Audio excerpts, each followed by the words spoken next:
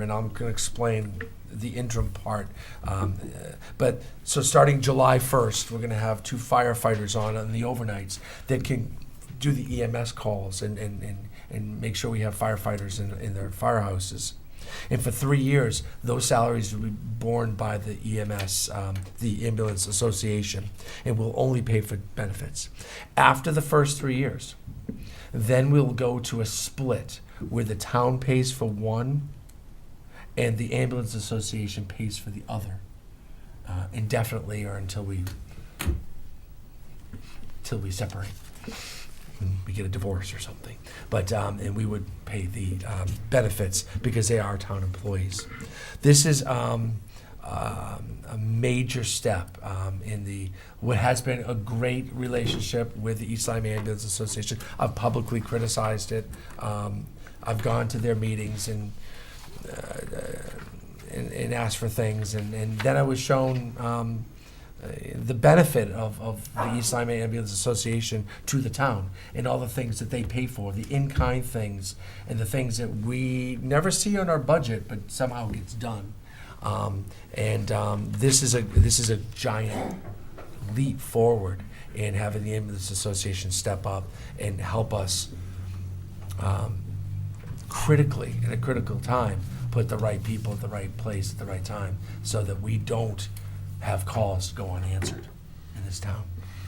Can you pick it up from there, Bill? Yeah, just real quick. Like Mr. Nickerson said, the first 3 years, the ambulance will cover the full salaries of the 2 firefighters, and that will include up to 10% overage for any unexpected overtime. So that is just in case they do have storms, late runs, like we do budget for in our regular overtime accounts. The ambulance is going to make sure that the overtime is covered too, up to 10% of the total cost. So we haven't gotten the contract back from the town lawyers yet to approve everything, but the East Lyme Ambulance has voted on this proposed package, and that's, so for the first year, it's $102,000 for 2 guys. The second year, based on their pay rates from the contracts, the second year is $155,000. The third year is $156,000. What's the first year? I'm sorry, the first year was right. That was the 6 months we'll get into after the fact. The first year is $155. The second year is $156, and the third year is $159. And then when the town and the ambulance split, we'd pay up to $117, and you guys pay the $106, depending on what if the overtime is. But the salary is $106 each. But we added the 10%, which is up to $117,000. The salary isn't $106 each for a firefighter, is it? By that step that they're in the contract, it's going to be up to that. Okay. That's with the benefits. So that's with the benefits. With the benefits, okay. That's And a big then, difference. yep, and then fifth year, it's 116 before the 10% overage. Now, to help jumpstart this, we're actually hoping for January 1st. The ambulance has voted and approved to put the guys on January 1st, and from January 1st to the next budget, they'll cover everything, salary and benefits, provided the contract and everything is worded correctly and passed through you guys. So that, just another, trying to help get this done. It definitely helps get the ambulance out at night when the volunteers are at a low, and the town's gonna benefit by getting a fireman at the same time. So, and at 4 years, or prior to 5 years, we'll go into renegotiations again and go from there. But it's definitely a need that, study actually pointed out that we need to have a contract, some type of agreement between the town and the ambulance, and why we do purchase gear, fuel, meters, some building maintenance and stuff that needs to be done. This is a bigger lump sum that that we can get in the contract with. Can we talk about what happens now? We're talking the shift like midnight to Yeah, so 7 in the morning? So as of now, the full-time firemen work Monday to Friday. They're staggered, but they start at 6, and the last guy goes home at 5. From 5 to 11 or 5 to midnight, they're covered by part-timers who are also volunteers. They're paid They're part-timers? paid part-time. They're per diem, Yeah. unscheduled workers. And then overnight, there's nothing. So from 11 o'clock during the week and 12 o'clock on Friday till 8 the next morning or 6 the next morning, it's completely volunteer. Completely volunteer. Do people stay at the firehouse if it's volunteers, or not? Well, not so much anymore. Not typically. So We have one guy that's in and out from our firehouse. I can't speak for Niantic. I understand. But back in the day, like I said, when I first started, there was 6 of us living there. It just doesn't happen anymore. So a 2 a.m. call, an EMS call. You're putting a call out to volunteers. Yep. To come man the ambulance, Ambulance assuming or the nobody fire stayed over. apparatus. So they got to drive to the firehouse, pick up the ambulance, and drive out. Yep. And You this know, if it's and a that stroke or a heart attack, we're talking. and that was times another thing that was critical. identified in the study. You know, our call responses, which after the paid staff leaves, they're a lot greater, and you're supposed to be within 4 to 5 minutes of responding to an emergency. Now you're taking into account that people have to leave their home, drive to the firehouse, and then from there go to the scene with either the fire engine or the ambulance. So having somebody there all the time is going to definitely help that out as well. Of course. Can you'd have one at Flanders and you had one at Niantic, Yes. obviously. Can one guy go out on an ambulance call?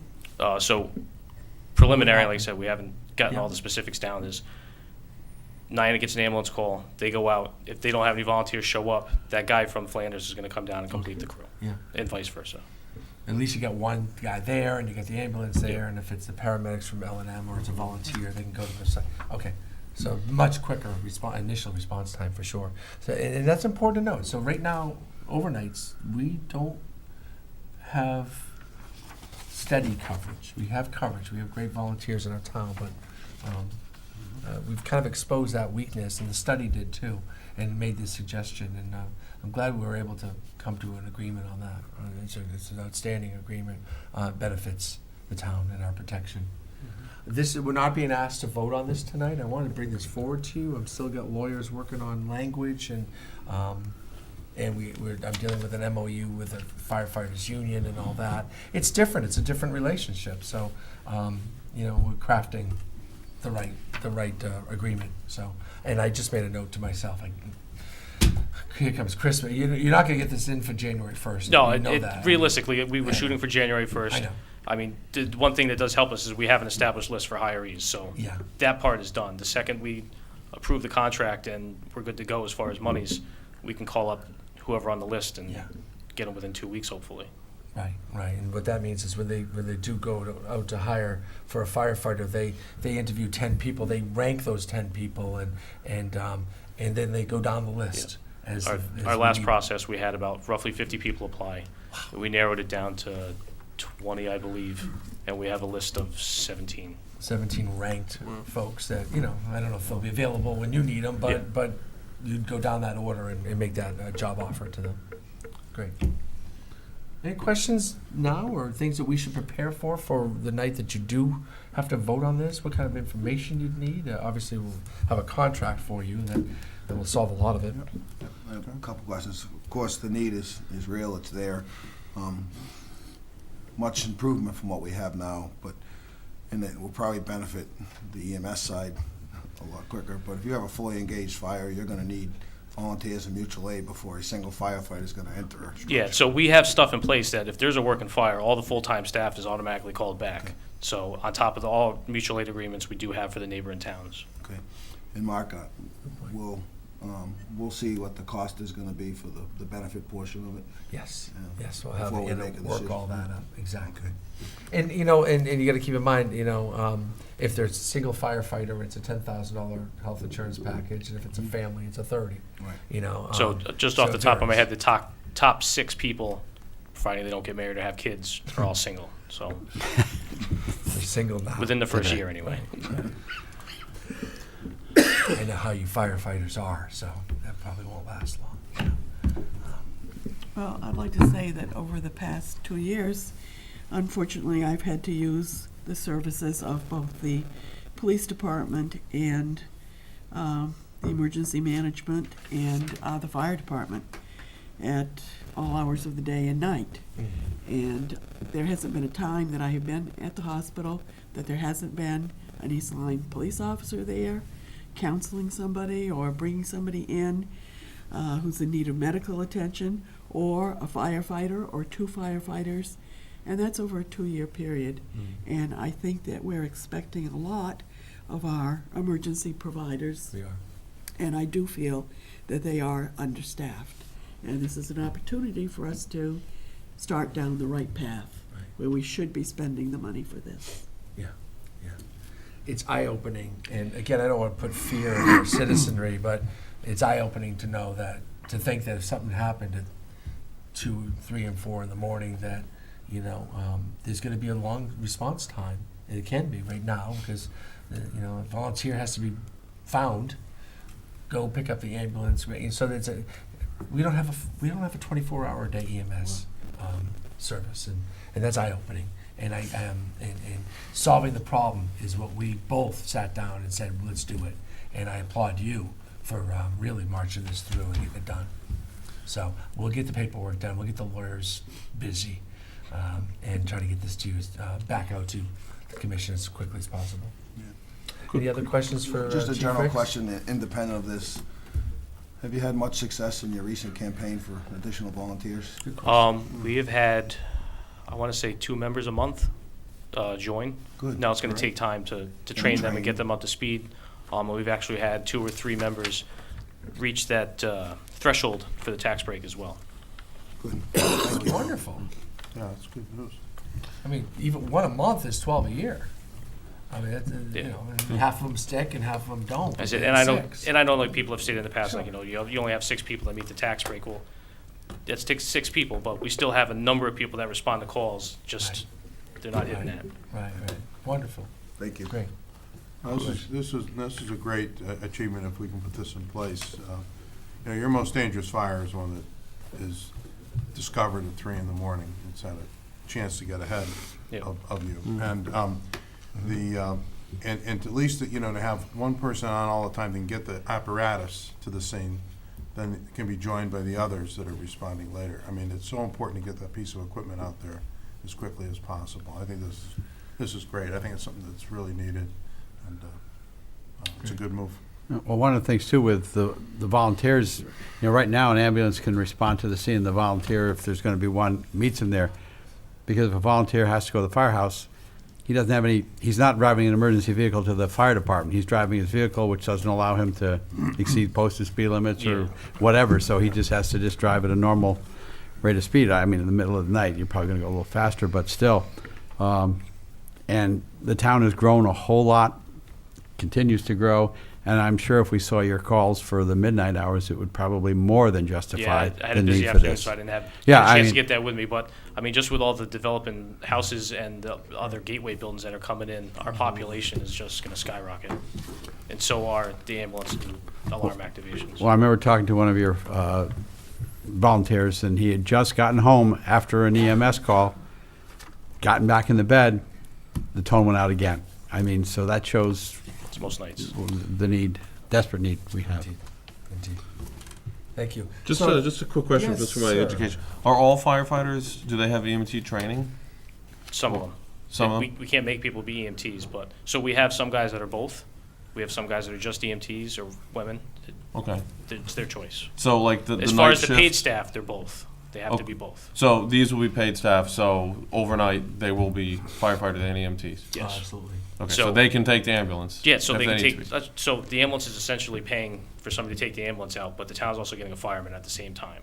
So Got they it. get So an there's am- double if they, value if they here. go to an ambulance call and the volunteers take the ambulance, the firefighter's gonna go back and wait for the next run. So it's a constant benefit too. Okay, great. Thank you. How many stories are Gateway? Are they 3 or 4? 4 in the rear, 3 in the front. Yeah. Yeah, they're all built on a slope. And so that's probably the highest concentration of multi-story buildings in the town, is Yeah. the facility. Indeed. Okay. Sure is. Thank you. Thank you, Ray. Thank you, Chief, and it was a great initial discussion, and I'm glad we could prep these guys tonight. A Christmas present for the town. Last on the agenda is 3E, and that's a discussion, and the action that might be possible might be a subcommittee. I wanted to just bring this up. I made a commitment to a couple citizens over the last couple of months that the town should have a discussion about senior citizen tax relief. And, you know, what if, one thought was, What if you've been in this town for 40 years, been in your house for, pick a number, and we'd have to go into a study. 40 years and you're over 70, 75 years old and you make this income or less, that there might be a possible opportunity to freeze, not even lower taxes, but just freeze your taxes at a certain number, a certain thing.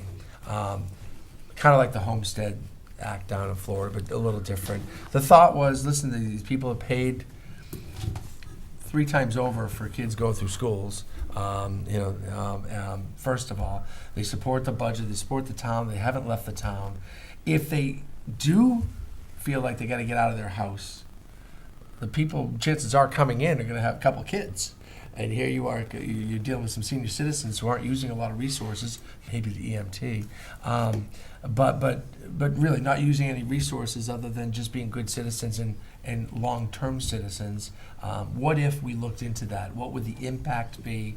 Would it be a gesture? Would it be significant? Will it keep people in their homes? You know, we are a town that's growing, and part of the growing, the growth is also requiring us to rebuild schools and consider police buildings and other services in our town, including overnight firefighters for the first time in the history of our town. So I didn't know if anybody had have some thoughts on this. I just wanted to invoke there should be documentation. Previous boards have taken this issue up. We've had a study committee in the past, so there should be in the files. I would say we've probably tackled this topic at least 4 times over the years.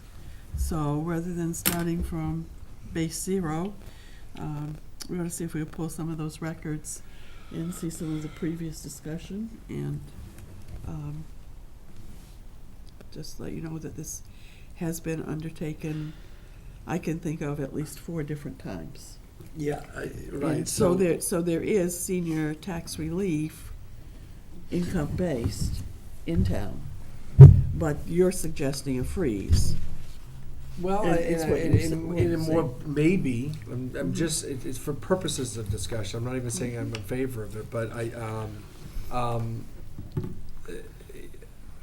I wanted to generate a discussion at a meeting. I think this is the proper time. I know it's been discussed before because you and I have talked about it.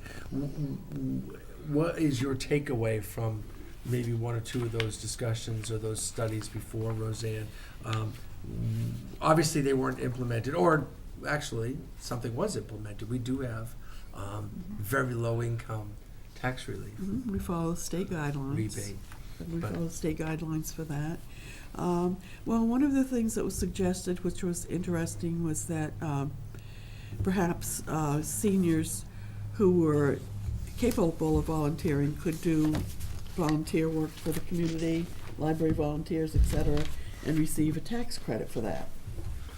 And that was, I believe Attorney O'Connell did quite a bit of research on that, and it was decided that that could not be done. Okay. And I don't remember the exact legal reason, but I think it's worthy of discussion. Other thoughts? There are towns that do this. That's what I was going to say. Do we have a couple models we might be able to look at for other municipalities, and that might be a good place to. We might call CCM, and they might have Yeah. some database on that, or cost the Council of Small Towns.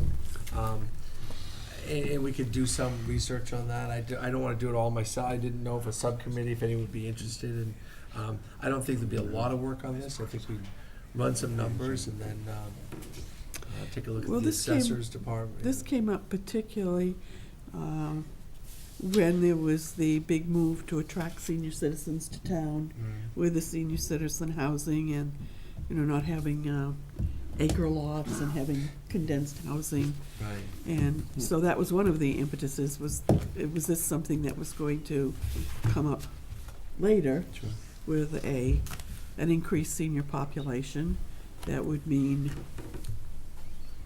obviously somebody has to pay the taxes. That's right. So, If you give relief to some, then some other people have to pick up the cost of that. But I think, there's different times. If there's interest, yeah. get a committee. All right. I'll do a little bit of work on this, and then maybe in a future meeting, pull a few of you in to maybe help me out, or have a discussion through a subcommittee, and then bring it to the whole. Maybe that's the way we'll progress on that. I got to get over the hump of the holidays and get the public safety building off my plate a little bit, and then I'll be able to jump into this. So, thank you for your history lesson, Mrs. Hardy. Not just in a classroom, man. It's all the time. No, could we build a model to see what, so we could model different attributes and see what it would cost the town Yeah, to do? yeah. I think that'd be fairly easy. Yeah, to we do. need I'm to- wondering if our database could support that, plugging in different numbers and running a report, running an actuarial report. And then, of course, it grows, once Design somebody's spreadsheet. qualified, I'm throwing a number, been in your house for 40 years and you're 75 years old, and you freeze it, the longer they live, the more taxes they'll save, because every year with a frozen tax bill, Right. they won't be receiving that, but of course, at some point, the house will be sold. So, I don't know, keeping seniors in their homes Yeah. is always it's always in the back of my mind. It's got to be in the back of all of our minds, as we go through budgets and all that. We know at some point there's a certain percentage that they're getting close to moving out of their homes, because it's expensive to live in a shoreline town here in Connecticut, and a lot of these people have a fixed income. Yeah. No, So I'll look into it. I'll try to do a little bit more work. I wanted to bring it up and see if there was any interest in something to consider. And if it's I think we also have to take into consideration senior incomes versus first-time homeowners. And out of college, just starting out, they have a lot of different expenses, which prohibit them from buying a home in the first place. Right. Excessive college debt, Right. et cetera, or starting a young family. Right.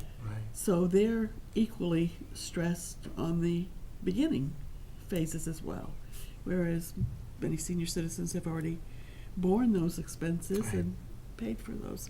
Are you It's- suggesting that by cutting senior citizens' taxes, that would be putting the burden onto the young families? No, Or I'm not. I'm saying that when you think about it, Yeah. you think about the younger people that we want to move into town as well. Right. And so it's two opposite I ends, know, but I know. but in some ways they're facing the same juggling act. They are. The balance. So it's really not a simple issue. It's not. But I think our job is to try to do the best we can for all of our residents. At least have that discussion. Maybe we can we can dip our toe in the water and see if there's a solution out there. I'll look for other towns who Yeah, I'd have be interested in models too, hearing. that rather than reinvent the wheel. Are we ready for ex officio reports already? Mr. Salerno?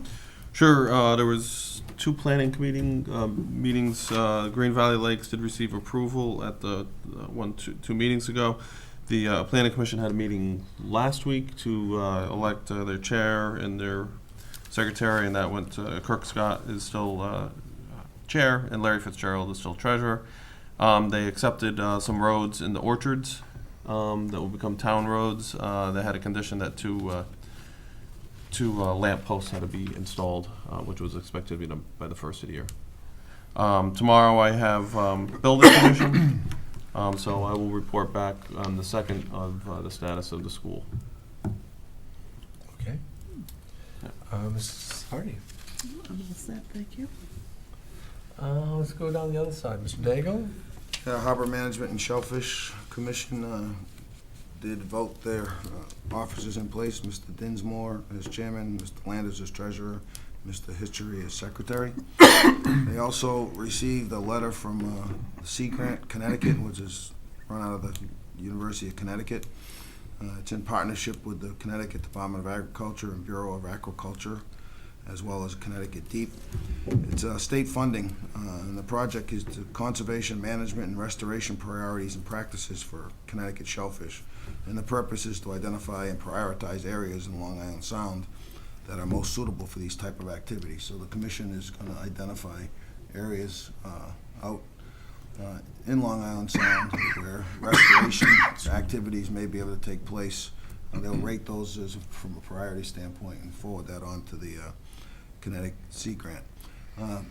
They did receive correspondence from town attorney regarding leases for shellfish, commercial shellfishing. They're still struggling to get an understanding, I think. This is So, harbor management?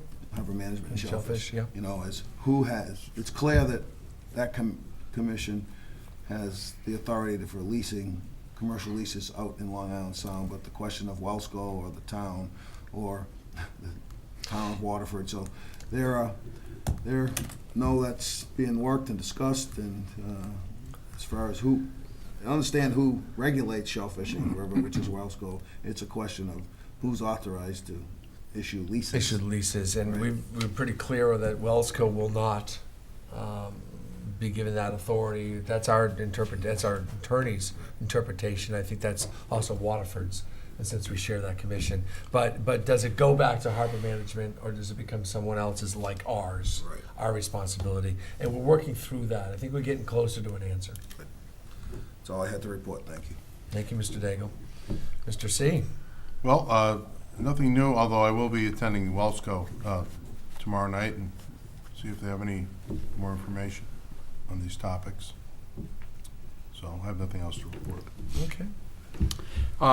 Real quick on Parks and Rec, they held their meeting to set their fees for next year. Everything, for the most part, will be the same except for resident season passes. They've been at $35 for the last 5 years.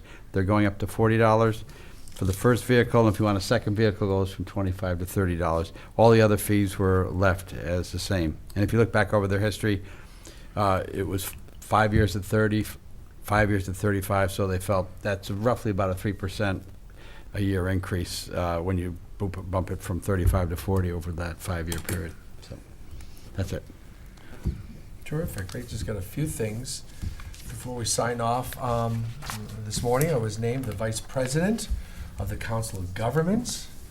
And that generally means you become the president the next year, but they're assuming, they might know more than I do, because that means I have to stick around, and there's an election in between there. But great organization led by someone who worked for our town. Jim Butler was our planner 1,000 years ago, and he does a wonderful job.